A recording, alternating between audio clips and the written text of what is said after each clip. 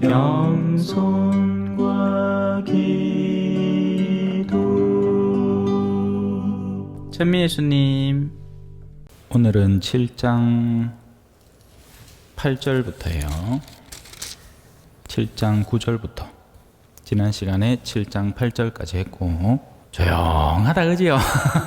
역시 조용하다. 예, 성당 자체가 조용한 데다가 사람이 없이 더 조용하게 느껴지네. 아무래도 코로나고 이렇게 같이 살아야 되겠죠. 예, 뭐 암만 약해졌다 해도 얘기 들어보니까 이제 진짜 독한 감기는 그래도 되는 모양이에요. 그러니까 어르신들 중에 약한 사람은 이제 넘어가는 거지. 그러니 조심하시는 게 좋을 것 같아요. 근데 어떻게 조심하겠나 싶어요. 그죠? 예. 아이고.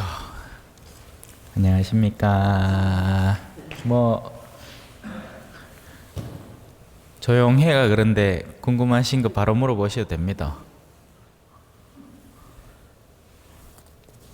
그 신부님께서는 네. 주교님을 부러워했지. 주교님을 부러워하느냐고요? 제가 전혀 그렇지 않습니다. 네. 근데 이제 그걸로 말하면 신부님들은 주교님 되기를 좋아하고. 흔히는 그러니까 이제 세속적인 기준으로 그럴 수 있겠죠. 예, 저는 물론 제 개인적으로는 전혀 그런 마음은 없지만, 왜냐하면 제 이해도 안에는 높은 자리는 높은 책임을 요구하고 더 잘 살아야 되고 더 신경 써야 할 일이 자연스럽게 늘기 때문에 그렇거든요. 그런데 이제 권력만이나 혹은 그 권력의 기인에서 얻어질 수 있는 여러 가지 좋은 것만 바라보면 당연히 높은 자리가 좋죠. 그래서 세상 사람들은 높은 자리에 올라가면 어떻게 됩니까? 그 다음에는 밑에 사람들을 안 돌봐요. 예, 그건 뻔할 뻔짜예요.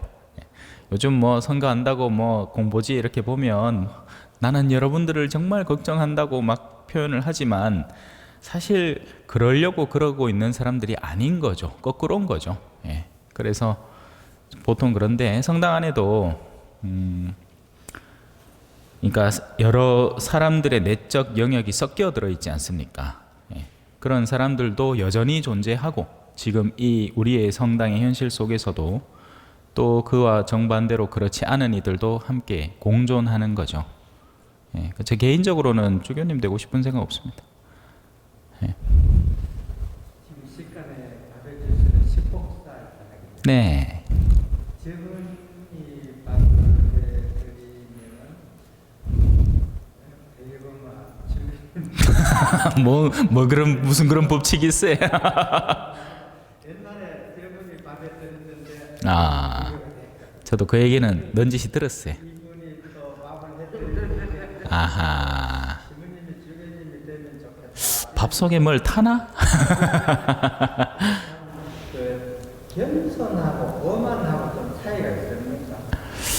굉장히 중요한 질문인데요.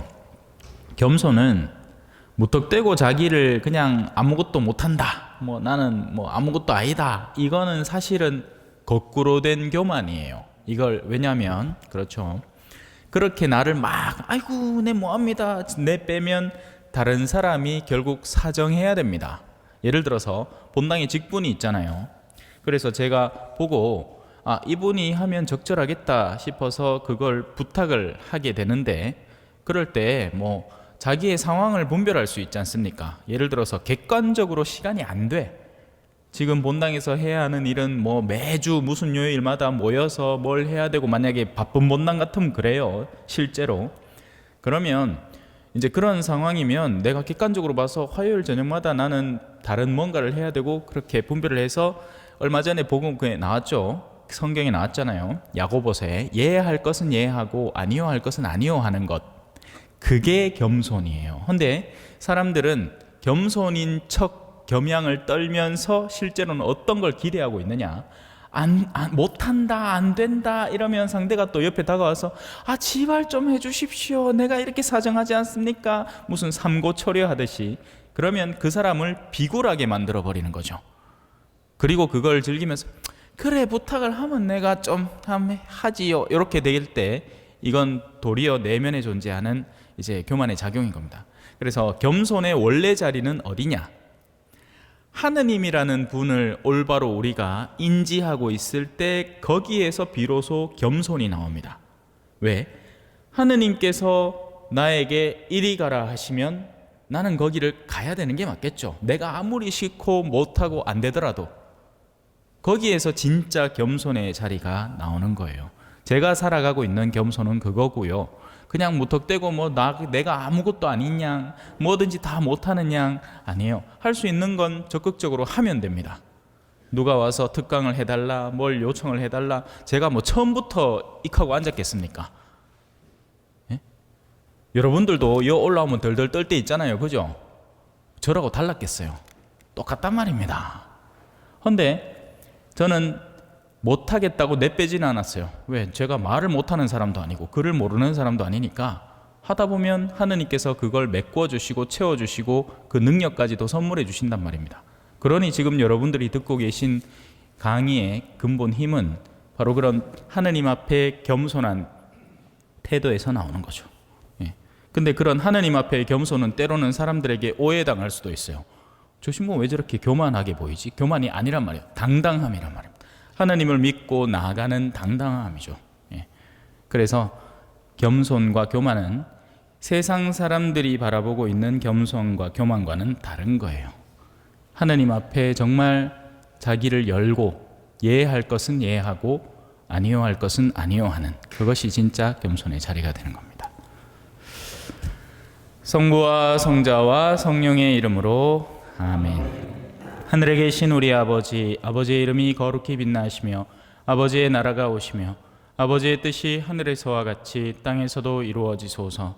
오늘 저희에게 일용할 양식을 주시고 저희에게 잘못한 일을 저희가 용서하오니 저희 죄를 용서하시고 저희를 유혹에 빠지지 않게 하시고 악에서 구하소서. 아멘. 성부와 성자와 성령의 이름으로 아멘. 참미 예수님. 자, 오늘은 마르코복음 7장 9절부터 들어가도록 하겠습니다. 지난 시간까지 우리는 이제 그런 바리사이들의 경직성 속에서 무엇이 진정한 하느님을 찾는 과정이고 따름인지를 예수님께서 가르쳐 주시는 그런 과정을 살펴보고 있는 중입니다. 무엇이 진정한 뜻이냐? 하느님의 뜻이 본질적으로 어디에 존재하느냐? 그리고 사람들은 겉꾸민 거룩함에 흔히 잘 빠져들고 있죠. 자, 이제 9절로 들어가 봅시다. 또 이어서 그들에게 말씀하셨다. 너희는 너희의 전통을 고수하려고 하느님의 계명을 잘도 저버린다. 시골 본당에 가는 어떤 신부님들의 공통적인 고백이에요. 지금 제 나이 또래가 이제 도심지 본당은 못 들어가고 짬이 안 되니까 군대 영어로 그죠? 짬밥이 안 돼가지고 큰 본당은 안 보내줘요. 그거는 어르신들이 이제 차지하고 계시고 우리는 주로 어디 가느냐? 저 해외 교포 사모, 미국, 중국, 아니면 가톨릭 대학 학교, 예.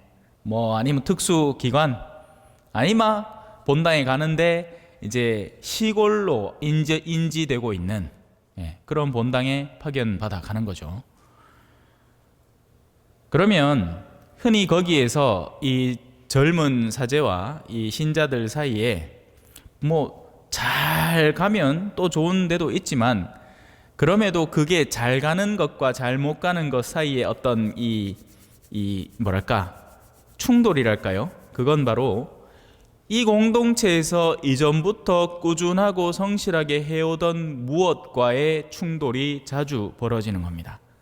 그러면서 어떤 뉘앙스의 어조가 흔히 팽배하냐 하면 해도 안 된다. 왜? 여기는 이미 지금까지 해오던 게 벌써 40년간 굳어온 삶의 어떤 특성들 속에서 안정된 상태로 그냥 그대로 가는 걸 원하고 새로운 신부님이 거기 보조를 맞춰주기를 바란단 말입니다. 물론 기본적으로 존중해야 될 건 존중해야죠. 이 동네의 특성이라든지 이 동네에 오랫동안 살아오신 분들의 지역에 대한 빠삭한 이해도와 같은 것에서는 이해를 해야 되지만, 하지만 인간이 무조건 다 자신의 습성에 따라 움직인다고 해서 하느님의 뜻과 그게 항상 맞아 들어가라는 법은 절대 없지 않겠습니까? 바로 거기에서 문제가 발생하는 겁니다. 그러다가 이제 말 그대로 신부님이 현명해서 그런 게 큰 무리 없이 수도분하게 잘 이루어지도록 해결해 나갈 수 있으면 좋겠지만, 또 사제도 완벽할 수는 없죠. 인격적으로도. 그죠? 그러니까 어떤 때는 막 꽉꽉꽉 부딪히는 거예요. 그러다 보면 공동체가 이제 막 양분되고, 그죠? 그래도 신부님 말을 듣고 따라야 되지 않겠나, 뭐 저딴 신부가 있노, 뭐 이카기 시작하면 이제 완전히 큰일 나는 거죠. 예. 근데 그건 예비되어 있는 일인 겁니다. 그게 아니면 그야말로 이제 예를 들어서 너희는 모든 사람들에게 칭찬을 들으면 그 사람은 거짓 예언자다라는 말이 성경에 적혀 있습니다. 모든 사람에게 칭찬을 들을 수 있는 존재가 된다는 건 모든 사람의 구색에 맞춰 살아가고 있다는 얘기밖에 안 되는 거예요. 그게 오히려 더 위험합니다, 여러분. 묵시록에 이런 말이 나옵니다. 너희는 차든지 뜨겁든지 해라. 너희가 미지근하면 입에서 뱉어버리겠다. 그래서 지금 교황님께서 주도하시는 시노드도 사실은 그걸 알고자 하는 겁니다. 그게 무슨 말이냐면 성령께서 우리를 어디로 이끌고 가시는가를 함께 찾아봅시다. 그런데 저는 그게 힘들 거라는 걸 분명히 알고 있습니다. 왜냐하면 애시당초 대화를 시작을 안 할 거거든요. 우리는 대화하는 데 익숙치 않단 말입니다. 누군가가 와서 강압적으로 끌어버리든지, 정말 센 특성을 가진 어떤 신부님이 와서 왁왁 하면서 그냥 신자들을 막 왁왁 좌지우지해서 이끌어대는 보스형이 오지 않는 이상은 리더가 와서 조율을 하려고 드는데 애시당초 대화 자체가 잘 안 됩니다. 특히나 이 연륜대라는 나이 특성의 구분이 단단하게 점점 잡혀가는 거예요. 그래서 여기는 지금 50대면 도심지에서는 어른들입니다. 지직장 다 있고 지역할 다 하고 심지어는 뭐 빨리 보면 손주도 빨리 볼 수 있는. 근데 여기는 여전히 얼라예요. 50이 청년이라고요. 네? 어처구니 없지 않습니까? 저는 아직 태어나지도 않았어. 저는 40대인께. 그러니 그런 딱딱한 인간적 전통, 그 전통 속에는 좋은 것도 분명히 있습니다. 좋은 것들은 살려야 돼요. 적극적으로 개선시켜 나가고. 하지만 모든 게 좋을 리가 없죠. 더군다나 이 신앙적 영역과의 이런 조우, 만남 속에서 하느님께서 우리를 이끌고 가시려는데 저항하기 시작하는 전통이라면 이건 도리어 하느님의 여정을 막는 무언가가 되는 것이고 악이 그 안에 깃들 수도 있다는 말입니다. 독성책 해가지고 옛날에 이제 신자분들은 야든동 신부님 뭐라도 할까 막 걱정이 막 이만저만이 아니야. 그리고 어떤 일이 가끔씩 벌어지느냐면 잔칫날 막걸리 한 상 받아놓고 신자들하고 어벌리 갖고 막 놀 때 있잖아요. 그럼 자매님들 중에 버릇이 그런 자매님들이 있어. 뭐 재밌는 이야기를 들으면 하는 자매가 있다고. 옆 사람 어깨를 막 쳐. 근데 신부님이 옆에 막걸리 한잔 떡 하면서 농을 하나 떡 하셨더만 그 자매가 아이고 신부님 아이라 웃깁니까 하는데 때리다 보니까 깜짝 놀랐는 기라. 어머야, 독성죄라고. 아니에요 여러분. 그건 독성죄가 아니라 그런 호기로운 좋은 분위기에서 그냥 자매님이 잠깐 좀 오버한 것에 불과한 겁니다. 진짜 독성죄는요, 사제가 성령의 움직임에 따라서 취하고자 하는 올바른 지향점, 방향성 속에서 그걸 가로막으려는 여러 가지 각종 시도들이 실제 독성에 해당하는 겁니다. 모고해는 어떨 것 같아요? 그것도 비슷해요. 할머니들이 깜빡깜빡 하잖아요. 뭘 진짜 억지로 숨기려고 숨긴 게 아니고 고해를 하러 떡 들어갔는데 방금 전까지 내가 아이고 요거 고해하고 했는데 막상 들어가 있기는 신부님 앞에서 내 뭐 아무것도 생각이 안 나갖고 당장 떠오르는 거 몇 개만 꺼내놓고 했어. 근데 나왔더니 그때서야 이제 또 떠오르는 거에 그카 있기네 모고해 했다고. 아니에요. 그런 건 모고해가 아닙니다. 모고해라는 건 자신이 분명히 인지하고 알고 있으면서 더 중한 죄인데도 그것을 저 밑으로 감추고 이 밖에 알아내지 못한으로 다 싸잡아가지고 뒤에 준비해놓고 의도적으로 그걸 구분지어서 고해할 거를 감추고 그리고 아무것도 아닌 양 자기의 입지를, 그러니까 신부님이 나를 바라보는 인간적인 그런 입지를 자신이 구축하려고 할 때 그게 진짜 모고해, 거짓된 고해가 되는 거죠. 착각하시면 안 돼요. 그게 바로 인간의 전통을 고수하려는 움직임과 하느님의 올바른 방향성의 충돌인 겁니다. 자, 이제 그 예가 하나 나오는데요. 한번 들어봅시다. 모세는 아버지와 어머니를 공경하여라. 그리고 아버지나 어머니를 욕하는 자는 사형을 받아야 한다고 말하였다. 오죽하면 10계명에 5계명이 살인하지 말라는 계명인데 4계명이 부모에게 효도하라는 계명이에요. 10계명은 당연히 우선순위로 보다 중요한 것을 가장 먼저 깨우치게끔 한 분이신 하느님을 섬겨라. 하느님의 이름을 헛되이 부르지 말라. 주의를 거룩히 지내라. 이런 순서로 나아간단 말입니다. 근데 네 번째 계명이 이제 하느님과 연계된 위에 상급 3계명을 떼면 인간적인 영역에서 가장 먼저 드러나는 첫 번째 계명은 부모에게 효도하라는 계명인 거예요. 왜냐하면 내리사랑이라고 표현을 하죠. 자식들은요 정말 정신 나간 부모가 아닌 다음에는 기본은 사랑합니다. 지가 지배를 9달이나 아파가 낳았는데 오죽 사랑스럽겠나?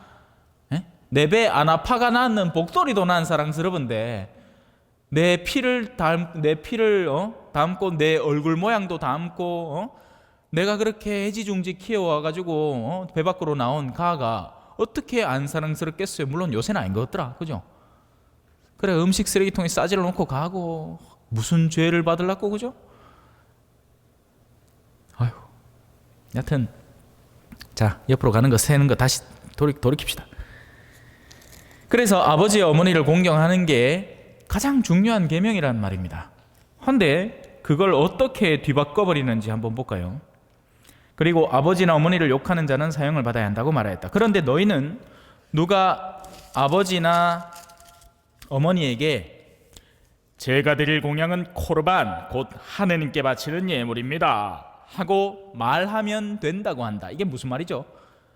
부모를 모시고 섬겨야 마땅한데, 그런데 그 부모에게 드릴 것을 부모님 내가 진짜 부모님 도와드리고 싶은데 요거는 내가 하느님한테 드리려고 옆으로 빼놓은 거라 갖고 아이고 부모님께 드릴 게 없네, 이런 꼬롬한 소리를 하는 인간들이 있다는 거죠. 그러니까 지금 우리가 무슨 코르반을 하겠어요, 그죠? 우리가 무슨 부모님께 드릴 뭘 섬겨야 될 그거를 어디 성당에 예물로 내겠습니까? 우리는 이런 일이 없죠. 문제는 그게 아니라는 거죠. 우리 마음속에 이미 범죄 행위가 시작되고 그것이 아무리 거꾸민 좋고 바람직한 행위로 포장된다 하더라도 결국 그 포장된 행위 속에 들어있는 시커먼 것이 모든 것을 근본적으로 망쳐버린다는 이야기를 하려고 시도를 하는 겁니다. 이 사람은 언뜻 그러니까 부모에게 효도하라는 계명 위에 하느님을 섬기라는 계명이 있으니까 자신은 하느님을 섬기는 것처럼 어쩔 수 없어서 부모에게 효도를 미루는 것처럼 말을 하지만 실제로는 부모에게 주고 싶은 돈이 아까워서 코르반이라는 핑계를 대고 그것조차도 자신이 집어삼키려고 하고 있다는 얘기죠. 얼마나 사악한 인간이에요, 그죠?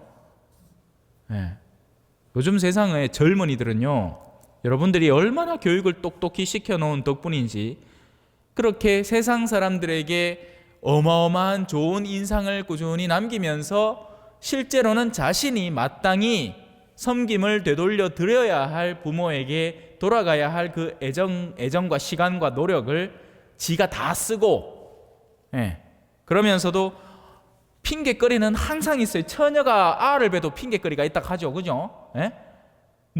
이유 없는 무덤은 없다 하는 얘기도 있죠, 그죠? 맞아요. 아휴, 네, 우리 부모님 어쩔 수 없어가 그 못있다 아이가. 실제 어쩔 수 없어 모시면 괜찮아요.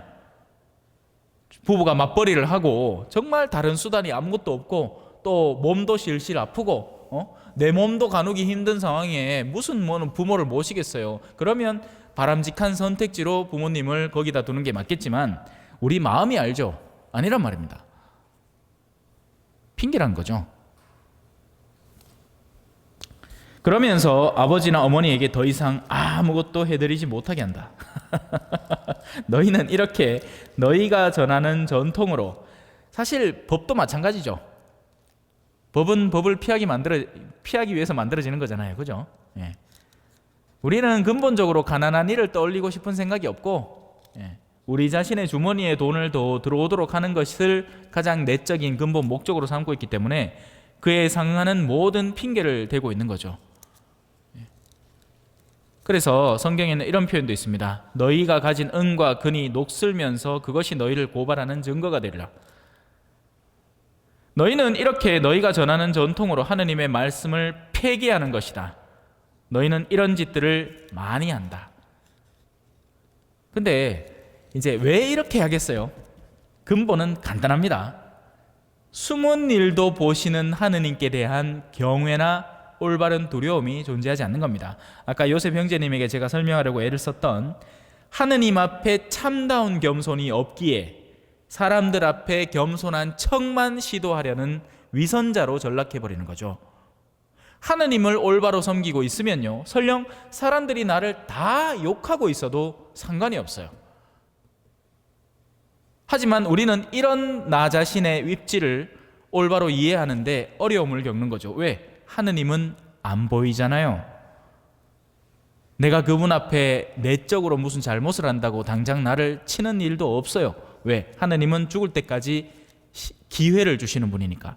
주는 너그러우시고 인자하시며 분노에 더디시고 매우 자애로우시도다. 앞에 좀 바뀌었는데 대충 그냥 알아들으시면 돼요. 예. 자,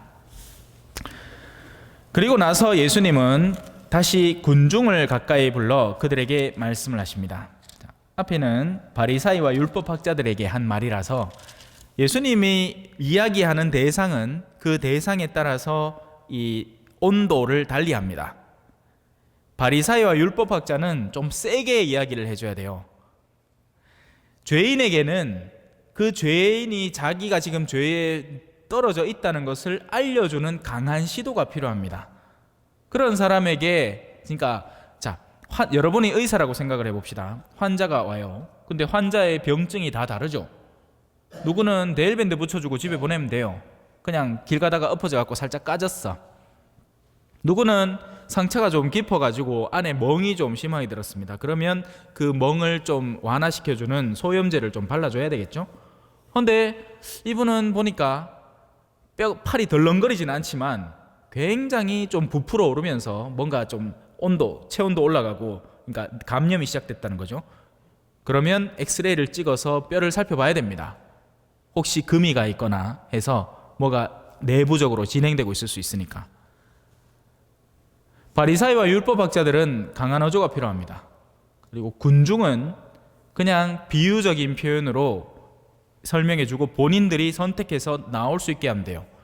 바리사이와 율법학자는 어둠에 친숙하고 그쪽으로 더 기울어져 있는, 그래서 이런 이야기들, 이런 강한 비유들, 그들이 직접 하고 있는 어둠에 대한 조명을 해줘야 되는 겁니다. 너가 얼마나 어리석은 일을 하고 있는지 봐라. 너희는 착한 일을 한답시고 주변에 떠들어대고 있지만 실제 너희가 하고 있는 일의 어리석음은 너희 자신들조차 인지를 못하고 있다. 위선자들은 그래요. 자기들이 착한 줄 알아요. 기도를 많이 해서 미사를 빠지지 않아서 자기들이 착한 줄 알고 있단 말이에요. 율법적 규정을 어기지 않고 지키기 때문에 스스로가 착하다고 생각하는 겁니다. 아니죠. 내면이 근본적으로 뒤틀려 있는 사람들이에요. 그걸 고치지 않으면 아무리 다른 것들이 와도 변화되는 게 없다는 겁니다. 제가 이 본당에 와서 겪은 여러 가지 에피소드들을 들려드리고 싶지만 저는 지금 여기 살고 있기 때문에 그걸 들려드릴 수는 없습니다. 나중에 제가 땀본당 가서 강의를 시작할 때 잘 들어보세요. 여기서 있었던 일들이 이제 다 제 삶에서 녹아나와서 보여질 거예요. 예. 황당한 일들이 많습니다. 예. 자기들이 선하고 착하다고 확신하는 이들, 답이 없는 거예요. 왜? 듣지조차 않으니까. 들을 의도조차 없고 몇 번을 들려줘도 그냥 귓잔등에 스쳐 지나간다 뿐입니다. 그런 사람들이 오직 바라는 건 하나밖에 없어요. 뭐겠어요? 칭찬이에요. 아이고 당신 잘하네요. 이렇게 하면 그제서야 좀 기분 좋아갖고 그것만 받아들이지, 나머지는 지금 저 사람이 내 얘기를 하는지 뭘 하는지 알아듣지도 못한단 말입니다. 그래서 예수님은 비유로 설명을 해요. 나탄이 다윗에게 이야기한 거 여러분 기억나시죠? 나탄이, 그러니까 다윗이 우리아의 아내를 취했잖아요. 밧세바를. 하도 이뻐가지고 탐해가지고, 그러니까 유부녀를 취한 거지. 그래 나탄이 가갖고 얘기를 한다 아닙니까?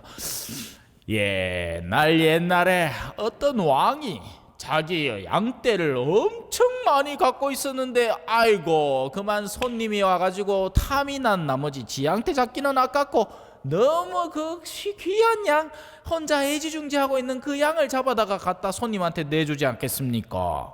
하여튼에 다윗이 지가 지 얘기하는 줄도 모르고 어디 그런 놈이 있어? 데리고 와! 시계비야 돼! 하여튼 나탄이 최종적으로 한마디 하죠. 니다 임마.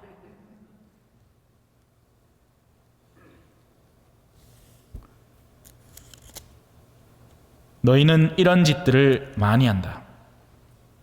자, 이제 군중을 불러 얘기하십니다. 온도를 다르게 하는 거죠. 여기 모여든 분들에게 얼마든지 해당될 수 있는 표현이에요. 너희는 모두 내 말을 듣고 깨달아라. 사람 밖에서 사람 몸 안으로 들어가 그를 더럽힐 수 있는 것은 하나도 없다. 심지어는 누가 여러분을 직접적으로 욕을 하더라도요, 여러분이 안 받아들이면 욕이 아닙니다. 절대로 못생겼다 하잖아요. 예, 옛날에는 그게 상처가 됐어. 와, 나는 잘생겨 보이고 싶었거든요. 근데 이제는 제가 제 얼굴이 어떻게 생겨먹은지 알아요. 피부도 달 표면이고, 흔히 옛날 표현으로 그죠, 귤 껍데기고 멍기고, 여드름 날 때 막, 인자는 날 데가 없어가 머리 꼭대기에 여드름 나고 막 등에 여드름 나고 색 난립니다. 예. 벌써 포기했지. 고3 때 벌써 포기했습니다. 그라이 뭐 내보고 못생기다 해도 괜찮고, 뭐 왜냐면 거기에 이제 마음이 뭐 휘청휘청할 이유는 전혀 없잖아요. 내 뭐 이제 결혼을 할 기가, 무슨 아가씨를 만나갖고 잘비 갖고 어디 뭐 신혼여행을 갈 기가 아무것도 없단 말입니다. 그리고 우리 어르신들은 내만 봐도 좋아하잖아. 그죠? 그냥 앞에 있기만 해도. 네. 저도 그래요. 저도 이 젊은 친구들이 성당에 오기만 해도 성당이 환해진 느낌이 나고 그래. 네. 밖에서 안으로 들어오는 것, 밖에 존재하는 것, 그것이 우리의 마음을 더럽힐 리가 없습니다. 설령 그래서 예를 들어서 어떤 부유한 이가 부를 잔뜩 가지고 있다 하더라도 그것이 내 마음 안에 들어와 있지 않으면 괜찮아요. 하지만 그렇게 되기 힘들겠죠. 내가 그걸 쥐고 있는 동안, 어제 용봉에 불났지 않습니까? 돼지 축사에 불나가지고 900마리가 죽었대요. 네. 오늘 아침에 찾아갔거든요. 그래 이제 앉아갖고 율무차 한잔 하면서, 그래 뭐 어째 괜찮아 해, 뭐 그렇게 하면서 이제 저한테 하소연을 하십니다. 몸뚱아리 하나로 지금까지 살아왔다고, 배운 것도 없고 아는 것도 없고, 근데 왜 저한테 이런 일이 일어나는지 모르겠다. 그래 제가 얘기했습니다. 제가 무슨 말씀을 드리겠습니까? 지금이야 위로해 드리러 온 게 전부죠. 그래도 사제니까 하느님은 당신이 뜻하시는 바가 있으실 것이고, 그리고 언젠가는 내려놓고 가야 될 것들이 분명하다면 지금 떼어내는 훈련을 할 수도 있지 않겠느냐고. 그만큼 우리의 마음이 들러붙어 있는 것들이 그것을 상실할 때 역으로 드러나게 되겠죠? 훗날 우리의 영혼은 육신을 떼어내야 합니다. 그런데 내가 투자한 게 너무 많다면 떨어지겠어요? 영혼이 찢어지는 거예요. 그리고 그 자체가 지옥이 되는 겁니다. 내가 투자해온 것, 내가 공들여온 것, 내가 마련해온 것. 다행히 저는 신학생 때부터 해서 이사를 죽도록 댕깁니다. 예. 제 개인적인 집안 자체도 이사를 많이 다녔고요. 구미 신평동 살다가 대구 황금동 살다가 그 황금 아파트, 옛날 황금 아파트 임대주택 거기에서도 뭐 110동 169동 막 다 기억나. 엄청 시리 돌아다니다가 저 지산동 갔다가 뭐 그다음엔 다사 갔다가 중간에 외관도 갔다가, 그게 우리 집 자체가 이사를 다닌 거고요. 저는 어때요? 볼리비아 갔다가 사수동 갔다가 대구 교구청 갔다가 포항 대리구청 갔다가 또 휴양한다고 저 바오로관 갔다가 이제 여기 와 있죠. 또 어디 갈란가? 몰래. 하여튼 어디든 가요. 그 말은 뭐예요? 언젠가는 저기 또 비워내야 된다는 얘기고, 몇 년 상간 안에. 제가 여기 뭘 붙이고 있을 이유는 하나도 없다는 얘기를 저는 깨닫고 있는 거죠. 미련을 둘 이유가 없는 거예요. 단지 있는 동안 뭘 해야 되겠어요? 마음을 사들여야 되는 겁니다. 열매를 맺어야 되는 거죠. 복음의 씨앗을 전하고, 그리고 그것을 추수하는 이는 내가 아니에요. 다음 신부님이나 그 다음 신부님이 추수하겠지. 왜? 단단히 이제 이제는 신부님이 뭘 가르치는지 알겠다, 이제는 자발적으로 내가 뭘 해볼 수 있을 것 같다 하려고 하는데, 저는 이미 없고 다음 신부님이 왔고, 자 우리 봉사자를 이제 슬슬 다시 한번 모아가 해봐야 될 것 같다. 누가 할랍니까? 하면 이제 씨 뿌려진 사람들 중에 그러면 제가 한번 나서 봐야 되겠다 하는 사람들이 생겨 있겠죠. 네. 꿈입니다. 추수하는 건 제가 아니에요.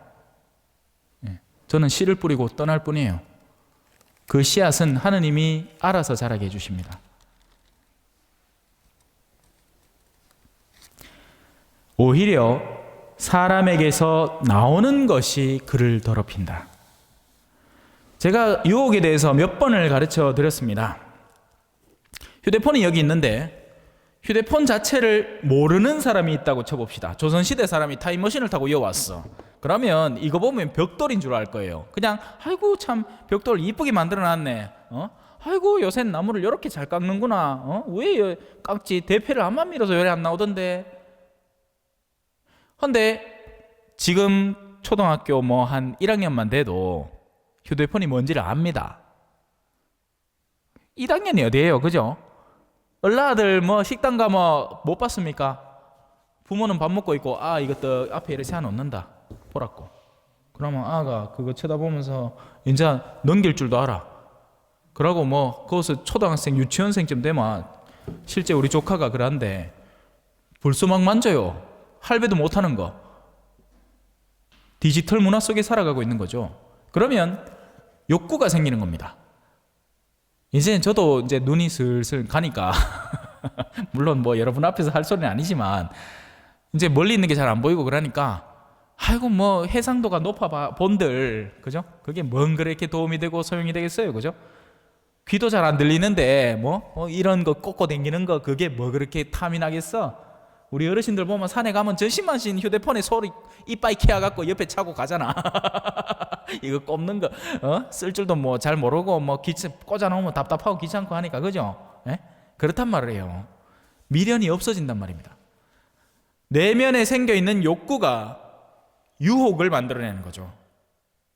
그리고 그 유혹은 외부적인 요소와 작용을 하기 시작하는 겁니다. 외부적인 요소가 우리 안에 유혹을 만들어내는 게 아니라 우리 내면에 형성되어 있는 욕구가 외부적인 요소를 끌어당길 준비를 하는 거죠.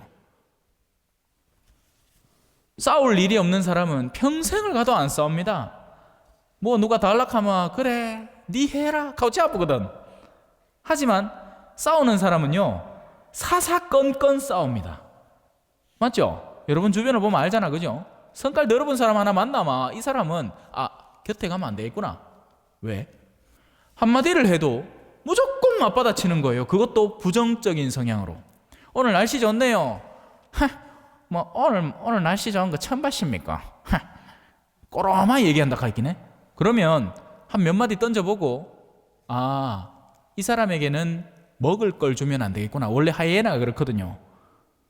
시체가 없으면 하이에나는 모여들지 않습니다. 그래서 그런 사람들이 있으면 대화하는 것에서 침묵이라는 아름다운 화음을 쓰세요. 오케스트라에도 그죠? 멈춤이 있잖아요. 쉼표가 있지 않습니까?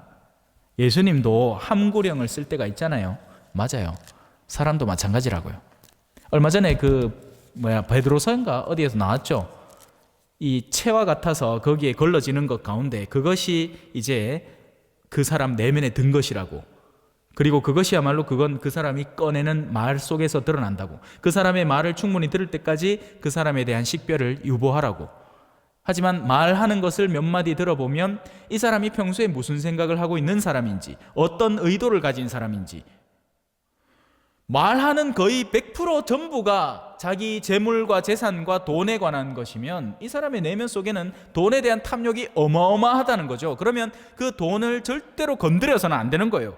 잘못 건드리면 그가 갈고리를 다 나를 세우고 나한테 달려들 게 뻔합니다.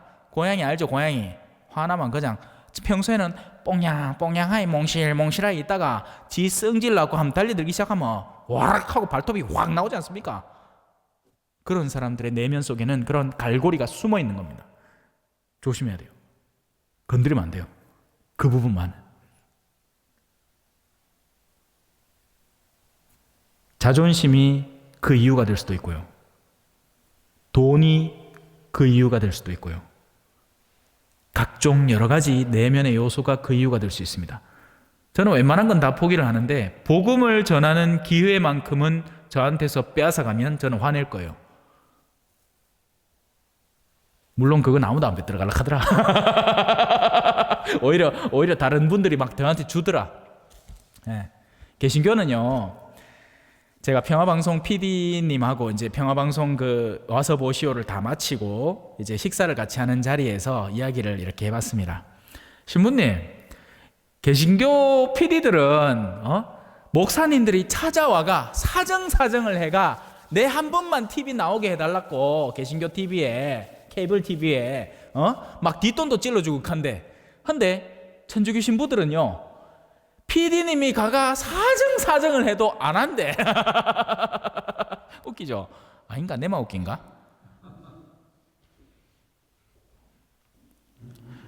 단적인 증거로 우리 교구에서 실행한 그 무료 신앙 특강이 있습니다. 무료 신앙 특강이니까 그 나오는 사람도 짜들아 챙겨줄 수 있는 것도 없어요. 그냥 차비조로 5만 원 정도, 그것도 세금 띄고 줍니다. 4만 원 맞아요. 제가 제일 많이 했어요. 38회인가 했습니다. 물론 지금 코로나 때문에 멈춰있죠. 그래서 제가 포항 가면서 그 담당 PD님한테 계속 저를 부르려 하는 거예요. 포항에서 어떻게 옵니까? 그죠? 물론 올 수는 있지만 그래 한마디만 했습니다. 저보다 많이 한 사람 생기면 그 다음에 내 부르소. 절대로 나 못 부를 기라 이제. 누가 38회를 합니까? 그죠? 끽해봐야 한 주간 하고 체 아프지. 그래서 복음을 전할 기회는 어디든지 존재합니다. 누구를 만나든지 언제든지. 오늘 아침에도 저는 송요한나 자매님, 우리 연세 많으신 어르신 있잖아요. 맨날 잠깐 왔다가 가시는 분, 지난주에 와갖고는 신부님 한 달에 한 번씩 하는 있지 않습니까? 그거 좀 해주시면 안 됩니까? 지다리에서 내 시간 날 때 갔구만. 걔가 오늘 오전에 갔어요. 얼마나 좋아하던동. 그런 게 기쁨이고 보람 아니에요? 누군가가 내가 들어갔는데 엄청 좋아해줘. 딴 데는 가마 왔나 말았나 끼꾸도 없고 강론을 해도 듣는 동 많은 동 느낌도 없고 하는데, 그런 분들은 마음에서부터 어린아이처럼 벌써 막 버선발로 나와갖고 그 몸도 안 좋으신 분이 나 간다 하니까 신발 신고 밖에 나와갖고 막 아이고 잘 가시라고 하는 걸 보는 게 기쁨 아니에요? 복음 그렇게 전해지는 거 아닙니까? 그게 복음이잖아요. 딴 게 복음이에요? 가난한 이들에게 기쁜 소식. 그분은 올 수 없으니까 일종의 묶여있는 사람인 거죠. 그 묶이니에게 그가 원하는 걸 내가 들고 가니까 묶이니에게 자유를 주는 거죠. 꼭 무슨 깜빵을 방문해야 되는 게 아니고 여러분들이 얼마든지 복음을 전할 수 있단 말입니다. 성경의 지식에 대해서 몰라도 우리가 충분히 지금 할 수 있는 어떤 일들로 말이죠. 자, 예수님께서는 자 보세요. 그래서 오늘 이번 이 7장 이 전반을 쪼르륵 살펴보면 어떤 틀이 딱 나오느냐면, 먼저는 바리사이와 율법학자들에 대한 예수님의 반응, 예수님의 응대가 나와요. 강하죠. 직접적이고 그들의 어둠을 파헤쳐서 자, 이게 네가 잘못하고 있는 거다 하고 확 드러냅니다. 군중에게는 막연한 가르침으로 전해집니다. 비유로 전해지죠. 예수님이 한 말은 이게 다였어요. 군중을 가까이 불러서 밖에서 더럽힐 수 있는 거 없다, 안에서 나오는 게 더럽힌다, 이게 전부였어요. 자, 그 다음 누구가 나오겠어요? 제자들이 나옵니다.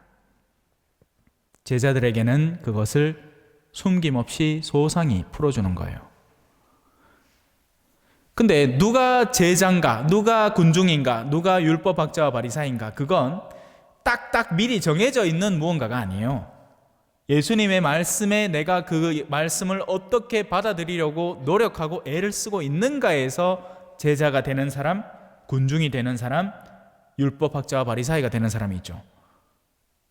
가르침을 듣기는커녕 반목하고 돌아서 버리는 사람은 자기 스스로 율법학자 바리사이가 되고, 그들은 반목하는 선에서 멈추지도 않겠죠. 어떻게든 공략을 해서 이 사람이 그 말을 못하게끔 무너뜨리게 해야 성공을 하는 거니까, 그런 독침을 항상 품고 있는 사람으로 자꾸 자기 내면의 악을 성장시키고 있는 겁니다. 군중은 기회가 돼서 듣기는 하지만 스쳐 지나가 버리는 이들인 거예요. 그러니까 주일 미사라고 나오긴 나와. 근데 얼른 집에 들어가면서 맛있는 거 먹을 생각, 어디 놀러 갈 생각, 정신이 막 바쁜 거죠. 그건 군중이에요. 제자들은 자기가 들은 것에 대해서 항상 궁금증을 가지고 궁금하면 물어보기도 하고, 묻는 건 정말 좋은 일이에요. 그만큼 궁금해했다는 얘기기도 하니까. 우리가 궁금하지 않으면 묻지도 않잖아요. 뭐 알아야 다득하죠. 뭘 알아야 묻지. 근데 모르지는 않단 말입니다. 알고 있단 말이에요. 그래서 물을 것도 많아야 되는 거죠. 자, 이제 제자들이 다가와서 비유의 뜻을 묻습니다. 예수님께서 그들에게 대답하셨다. 조금은 제자들에게 안타까운 마음이 느껴져요. 왜? 너희도 그토록 깨닫지 못하느냐. 그 말은 뭐겠어요? 지금 당신이 만나고 온 사람들, 그 중에 깨달은 사람 아무도 없다는 얘기예요. 군중이라는 말은, 군중은 어떤 느낌이에요? 사람이 우르르 모여있는 사람들이잖아요. 그 많은 사람들이 들었는데도 예수님은 속을 다 보시는 분이라서 당신이 가르치긴 했지만 그 중에 듣고 깨달은 사람이 없다는 말입니다. 그래서 제자들이 와서 묻는데도 너희는 그렇게도 깨닫지 못하느냐? 밖에서 사람 안으로 들어가는 것은 무엇이든 그를 더럽힐 수 없다는 것을 알아듣지 못하느냐? 그것은 마음속으로 들어가지 않고 뱃속으로 들어갔다가 뒷간으로 나가기 때문이다. 예수님께서는 이렇게 모든 음식이 깨끗하다고 밝히신 것이다. 여호와의 증인은 흔히 이렇게 얘기를 합니다. 피는 생명이고 성경의 생명을 먹지 마라 했으니 우리는 피와 관련된 건 먹지도 않고 또 수혈도 안 한다. 들어봤죠? 아니란 말이에요. 선지국 무도 되고 순대 피 좀 들어간 거 무도 되고. 왜? 예수님이 입으로 들어가는 모든 음식은 깨끗하다 하셨으니 독국물 아닌 다음엔 드세요. 음식 형태로 된 거. 또 뭐 어디 뭐 제사상 앞에 올라갔다 왔다 그래도 먹어도 돼요. 단지 만약에 그걸 갖다 주는 사람이 의도적으로 우리가 천주교 신자인 걸 알고 일부러 자기들이 이거 요번에 무당 굿할 때 쓰인 게인데 드실란가 한다면 그때는 뭐라고 하는 게 맞겠어요? 그러면 요거는 그렇게 알고 계시고 한다면 제가 차라리 그걸 다른 분들한테 선물해 드리는 게 맞겠네요 하고 정중히 거절하는 게 낫겠죠. 물론 그럴 사람은 없습니다. 그냥 갖다 줘. 그냥 갖다 주는데 나는 개인적으로는 알고 있어. 그 옆집에 방금 전에 무당 굿했다는 거. 근데 이 사람이 그런 의도 없이 좋은 뜻으로 이웃 간에 음식 나눈다고 갖다 준다면 먹어도 돼요. 뭐 어때? 그거 먹는다고 저주 걸리고 그러잖아요. 하지만 그 사람이 들고 오면서 마치 우리를 시험한다는 듯이, 그러면 그건 식별을 하고 정중하게 거절하는 게 맞겠죠. 어색 굿합니까? 몰라? 어세도 그래. 신자 아닌 사람들 중에는 그런 거 안 하겠나? 돼지머리 올려놓고, 그죠? 예? 돈 꼬박하면. 몰라. 네, 이 동네 문화는 제가 잘 모르겠습니다, 아직은. 예수님께서는 이렇게 모든 음식이 깨끗하다고 밝히신 것이다. 또 이어서 말씀하셨다. 사람에게서 나오는 것, 사람 안에서 뿜어져 나오는 것, 그건 뭐 우리 코딱지, 뭐 귀딱지, 뭐 침 이게 아니고 영혼에서 생산되어서 몸을 향해서 육체를 통해서 발설되는 것, 내면의 의도를 통해서 형성되어서 나오는 것들이에요. 이 뒤에 설명이 나옵니다. 사람에게서 나오는 것, 그것이 사람을 더럽힌다. 안에서, 곧 사람의 마음에서 나쁜 생각들, 옳다 나쁘다 하는 기준은 사람마다 달라요. 휴대폰이 안 켜진다 하면 이거는 기술공학자들한테는 나쁜 휴대폰이 되는 거고, 그죠? 근데 이 휴대폰을 그냥 누군가가 준 기념품으로 소장하고 있는 사람이라면 이게 켜지든 꺼지든 상관이 없는 사람이에요. 그러면 꺼져도 상관없기 때문에 이 사람은 누군가가 준 그 가치만 보고 좋은 휴대폰이 되는 겁니다. 맞죠? 그래서 옳고 나쁨의 기준을 어디다 두고 판별을 할 것이냐에 따라서 그 나쁘다는 생각, 그게 달라지는 겁니다. 지금 대선 이것 때문에 왼쪽 오른쪽 갈라져 가지고 미친 듯이 서로 싸우지 않습니까? 그러면 서로는 나쁜 사람들이 되는 겁니다. 성경에서 표현하는 대로 우리가 피리를 불어도 너희는 춤을 추지 않았고 우리가 곡을 해도 너희는 울어주지 않았다, 이렇게 하면서 서로 싸우는 그 싸움 자체가 나쁘다는 것을 이해하지 못하는 이상은 우리는 신앙인이 되기 힘든 겁니다. 싸움 자체가 나쁜 거예요. 하지만 싸워야 되죠. 왜? 이해관계들이 얽혀 있잖아. 기득권과 민주 세력이라는 어떤 여러 가지 영향력들, 그리고 그와 연계된 여러 가지 이권 다툼들이 존재하는 겁니다. 안타까운 거죠. 자, 그래서 나쁜 생각을 간단하게 말씀을 드리면 하느님께 나아갈 수 있도록 돕는 것이 좋은 생각들입니다. 그러면 제가 묻죠. 십자가는 좋은 것입니까? 나쁜 것입니까?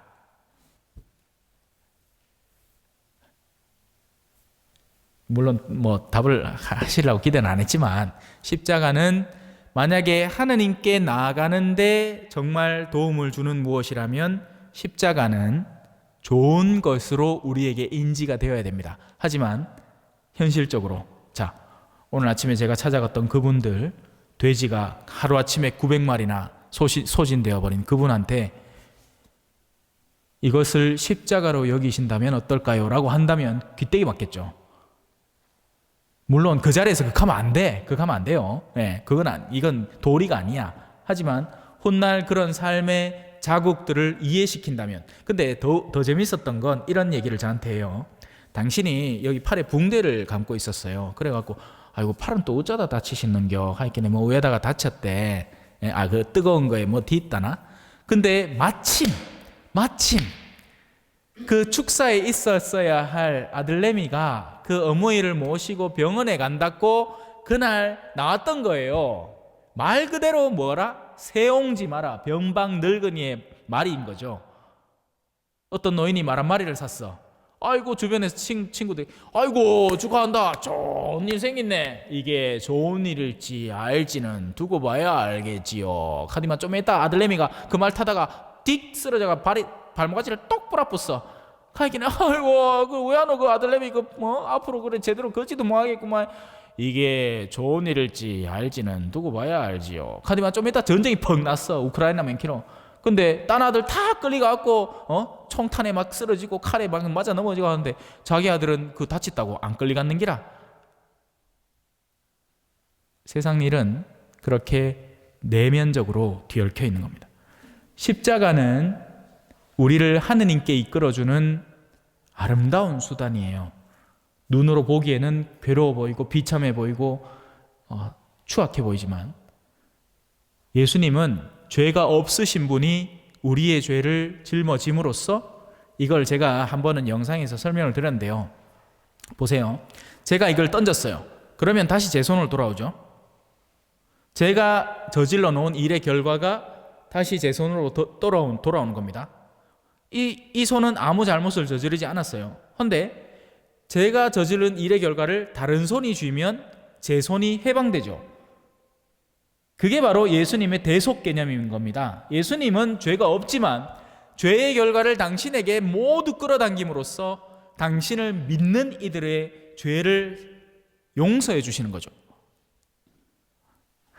그래서 죄인에게는 이 구원이 정말 필요한 것이고 자기가 죄가 없다고 생각하는 이에게는 그냥 성당의 인간적 요소나 써먹는 것밖에 안 되는 거예요.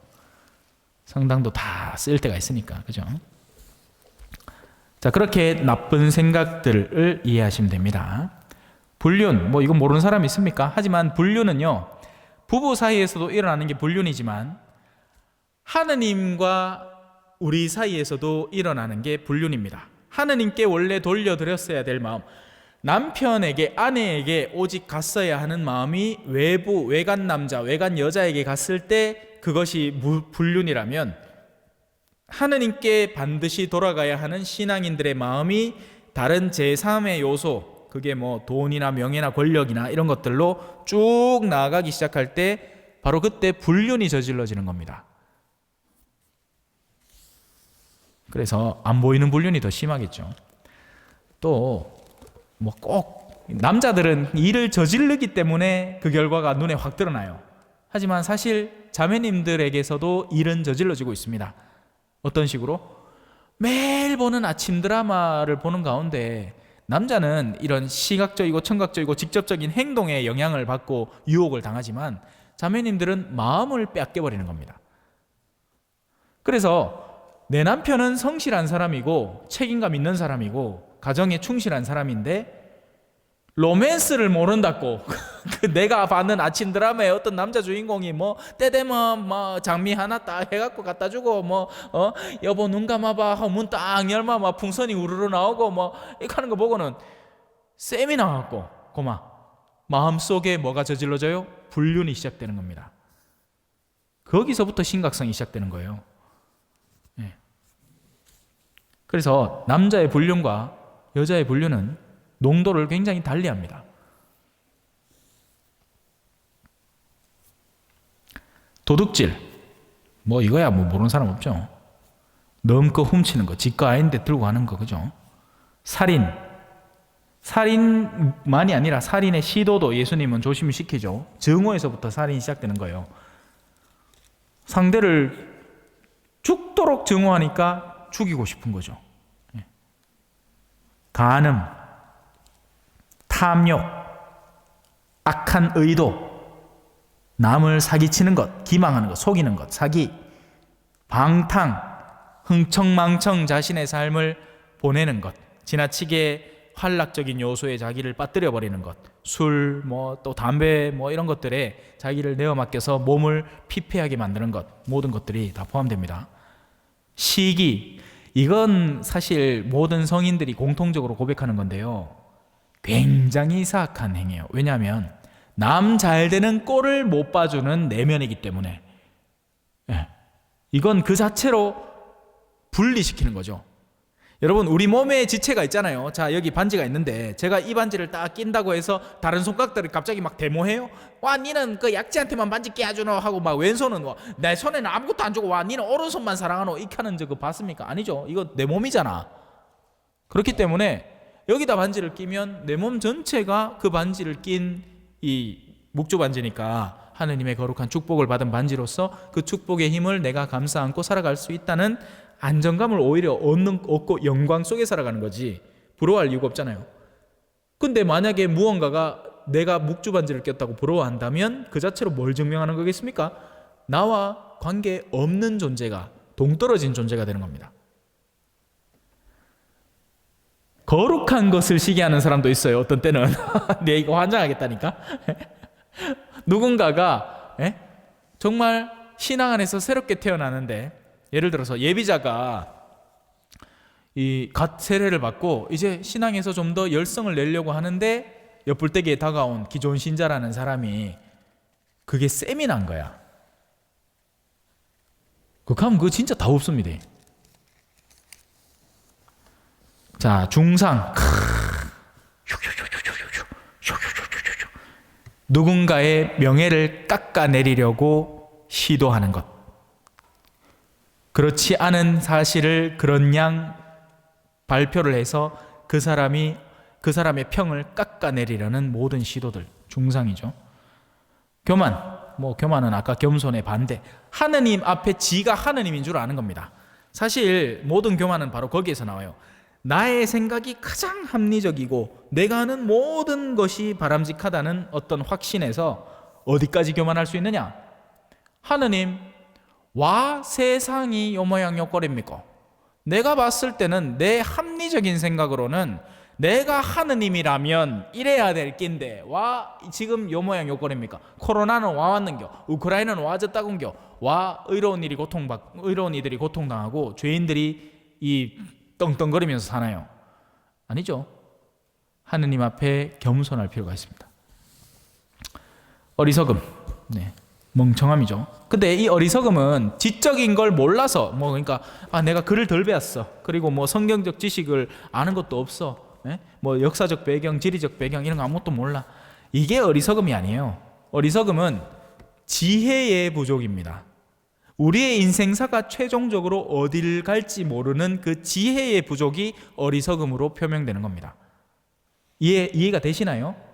개미가 땅을 걸어가잖아요. 이거는 거미구나. 거미가 줄을 타고, 개미가 땅을 막 기어갑니다. 그러면 여러 가지 장애물들을 만나겠죠. 하지만 최종 목적지는 여기 있기 때문에 장애물이 있더라도 그것을 극복하고 가는 게 지혜로운 삶이 되는 건데, 개미의 입장에서는 어때요? 이걸 어떻게 넘어, 그죠? 그러니 방향을 바꿔서 쉽고 편안한 길로 빨리 가는 게 낫겠다. 근데 그 길의 최종에는 뭐가 있어요? 낭떠러지가 있는 겁니다. 여기에는 먹이가 있고. 그걸 누가 볼 수 있어요? 높은 위치에 있는 사람이 볼 수 있겠죠. 저 위에서 쭉 내려다보면 되니까. 그래서 어리석음을 피할 수 있는 방법은 하느님에 대한 신뢰를 높이면서 참된 기도 속에 나를 몰입해 들어가는 거죠. 그러면 보다 길고 넓게 목적지가 더 뚜렷하게 잘 보이기 시작합니다. 그걸 신학적 용어로는 희망이라고 해요. 희망. 참된 희망. 세상은 거짓된 희망을 품게 만들죠. 야, 서울대만 들어가라. 다 잘 풀릴 기다. 걔가 서울대 들어갔디마. 그 다음에 뭐 해요? 나가갖고 맥도날드 알바하죠. 어세 서울대 나왔다고 너 알아줍니까? 물론 조금은 알아줄 게다 아직은. 근데 지금 대학이 인원이 없어가 생 날리고 하는데 인자 좀에만 있으면 서울대도 정원 미달 못 해갖고 갈걸? 멀지 않았을 것 같아요. 인구 절벽인데 지금 절벽이라는 말은 인구가 이렇게 증가하다가 이렇게 내려가면 이해가 되는데 이렇게 증가하다가 팍 내려간다는 얘기예요. 이제 몇십 년 상관 안에 우리는 지금 일본이 한 20년 걸린 걸 10년 안에 달성해 버릴지도 모릅니다. 전신만신 헐헐헐 하고 있는 거지. 그러고 돌봐줄 사람도 없을 거예요. 젊은 사람이 돌봐야지. 빨리 로봇을 개발을 하든가 그죠? 이런 악한 것들이 모두 안에서 나와 사람을 더럽힌다. 5분 남았는데 혹시 궁금하신 거 한 개 더 질문을 받고,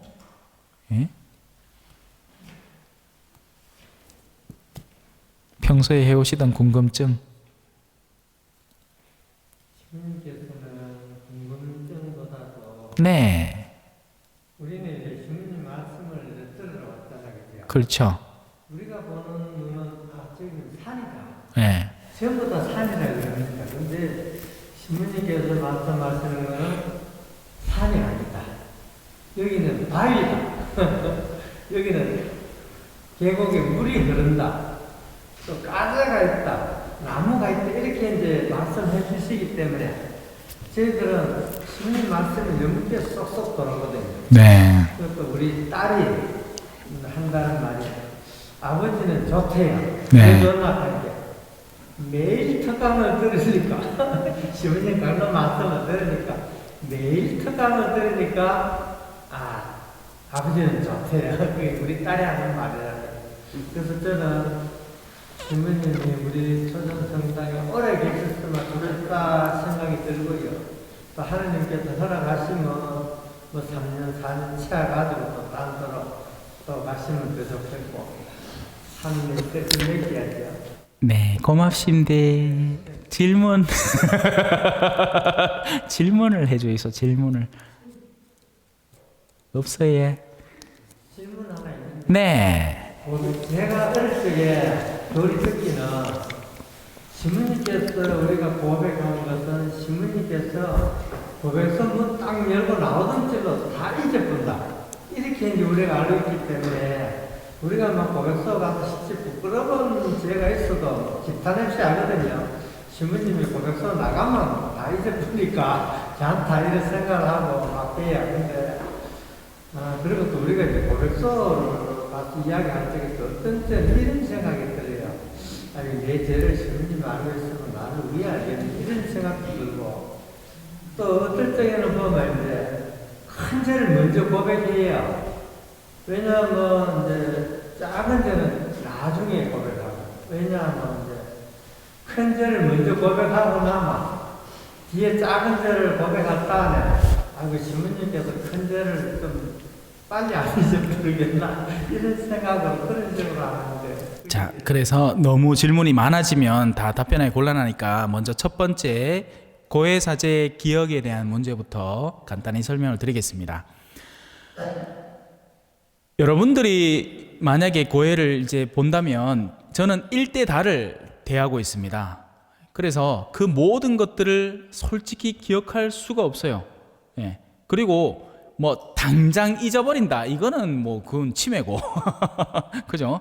그렇지는 않지만 그래도 그걸 뭐 한 달을 지니고 산다 절대로 그런 일은 벌어지지 않으니까 그건 진짜 어찌 보면 사제에게 허락된 은총이죠. 안 그러면 여러분들의 뭐 얼굴 볼 때마다 저 사람 무슨 죄, 저 사람 무슨 죄, 저 사람 무슨 죄 이렇게 기억하고 살 수가 없습니다.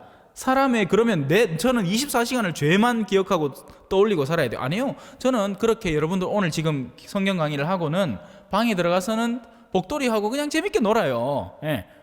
그게 철부지 어린아이와 같은 마음이라고 생각을 하고 그래야 건강하게 살 수 있다고 생각을 해요. 안 그러고 아유 저 사람 쟤는 내가 꼭 기억해놨다가 나중에 뭐 할 때 냈어 뭐 이거는 그 마음 자체가 어두울 뿐더러 절대로 그럴 수도 없고 또 근본적으로 고해의 비밀이라는 게 있지 않습니까? 고해의 비밀은 절대적인 겁니다. 제가 만약에 고해의 비밀을 어기면 그 자체로 나는 그걸 신학교에서 배웠기 때문에 자동 파문 제재에 해당하는 일이에요. 그걸 내가 감히 시도를 하겠습니까? 그럴 일은 절대 없습니다. 예를 들어서 여기 와갖고 여러분들이 같이 공통적으로 고백하는 것들이 주된 노선이다. 이런 것에 대한 이야기는 할 수 있죠. 아이고 뭐 맨날 첫날 고해서 들어가면 주일 미사 빠졌다는 소리만 합니다.